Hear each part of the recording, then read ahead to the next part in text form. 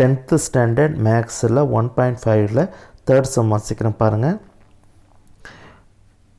If f of x equal to 2x minus 1னும் g of x வந்து x plus 1/2ன்னு இருக்குது.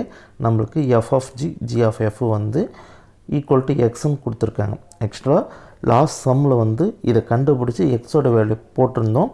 இப்போது இது ரெண்டும் ஈக்குவல்னு சொல்லிட்டு போட்டால் நமக்கு எக்ஸோட வேல்யூ கிடைக்கும். ஓகேங்களா? சொல்யூஷன் ஓகேங்களா? எஃப் ஆஃப் ஜி அப்போனா நமக்கு எஃப்பில் ஜி ஆஃப் எக்ஸு இருக்கணும். ஓகேங்களா? எஃப்ன்றது என்னது? 2x. ஓகேங்களா? அந்த எக்ஸ் இருக்கிற இடத்துல இந்த வேல்யூ சப்ஸ்டிட் பண்ணணும். இப்போ x plus 1 divided by 2 minus 1. ஓகேங்களா? இப்போ பாருங்கள், இந்த 2க்கு இந்த 2 கேன்சல் பண்ணிடலாம். அப்போ எக்ஸு ப்ளஸ்ஸு 1 மைனஸ் 1, அப்போது அது வேல்யூ வந்து எக்ஸு அப்படின்னு சொல்லிட்டு கிடச்சிடுது.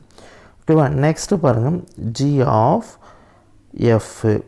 எஃப்னு பாருங்கள், ஜிக்குள்ளே எஃப் ஆஃப் எக்ஸ் இருக்கணும். ஜிக்குள்ளே எஃப் ஆஃப் எக்ஸ் இருக்கணும். ஜின்றது என்னது? இங்கே பாருங்கள், எக்ஸு ப்ளஸ் 1/2. எக்ஸுன்றது என்னது?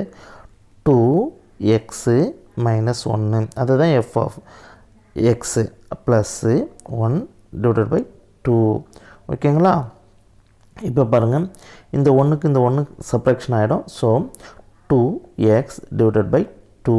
இந்த 2க்கும் இந்த 2க்கும் கேன்சல் ஆகிடுது. So x. அப்போது எஃப் ஆஃப் ஜியும் எக்ஸுன்னு கிடச்சிருக்குது. ஜி ஆஃப் எஃப்பும் எக்ஸுன்னு கிடச்சிருக்கு. Therefore f of g equal to g of f equal to x. நம்ம ஆன்சர் கண்டுபிடிச்சிட்டோம். நெக்ஸ்ட் சம்மில் மீட் பண்ணுவோமா?